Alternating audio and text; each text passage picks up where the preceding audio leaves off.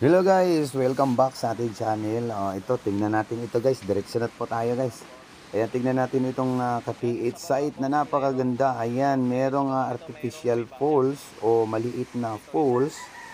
Ayan, dito sa lugar nila guys ay talagang napakaganda nito guys. Kahit na wala kang scanner dito.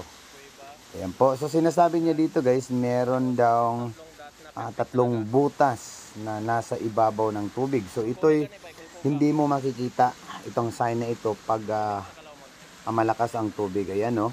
Meron siyang tatlong butas na 3 inches kalalim, tapos itong dalawa ay 2 inches. So ngayon, for today's video ay aalamin natin kung anong kahulugan yan mga ka-PH.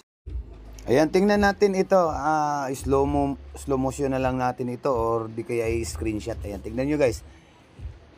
Dito sa bandang itaas ng falls ay nandoon yung 3 dot na naka-triangle. So yung 3 dot naman, marami pong kahulugan yan. Pwedeng tatlong deposito o tatlong magkakahiwalay na deposito. Yun po ang ibig sabihin niya. Pwede ring triangulation form of stone or rock. Naka-triangle siya guys na bato. Pwedeng ganun siya guys ang ibig sabihin. Pero mas refer dito ay object po siya. Ayan, dito sa gitna nitong falls and doon sa 3 dot na naka-triangle position, itong naka-post. Itong parang meron siyang nguso, bato siya na may nguso at may dalawang mata. Ayan po guys, nakatingin po siya sa ibaba ng falls.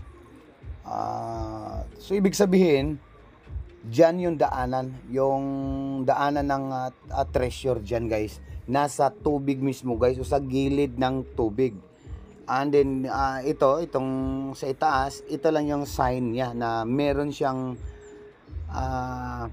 item na posibleng tatlo or posible ring tatlong deposito na magkakahiwalay. Ganon, parang ano siya parang ganon ang ano niya, kahulugan niya. Dalawa po ang kahulugan niyan. So pwedeng triangular position of a rock. Tatlo daw yung naka-triangle na bato, tapos sa gitna siyempre ang hukay dyan.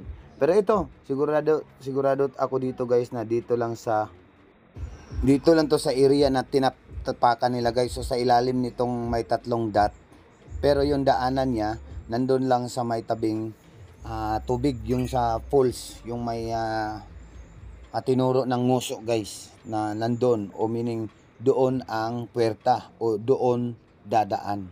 Yan yung ibig sabihin guys. Pero ito, dito lang to guys sa tinatapakan nila guys, na kumbaga dito sa itaas mismo ng falls na ito guys. Ayan, thank you so much for watching.